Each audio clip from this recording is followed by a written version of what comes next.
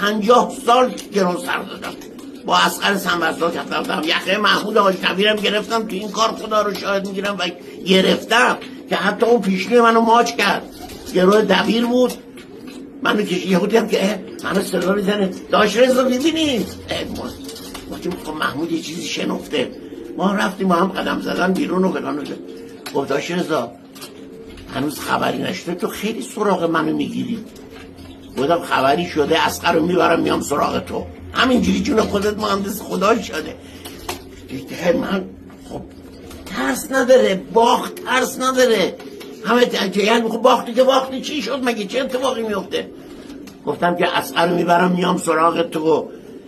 حالا 3 تا جلسه گذاشته بودیم با اصغر ببندیم نمیشد. 3 جا مهمونی خدا شده گرفتن که با اصغر ببندم نمیشد. حالا 2 ماه مونده بود به چیزا تیر ماه، ولی می اومدن اینا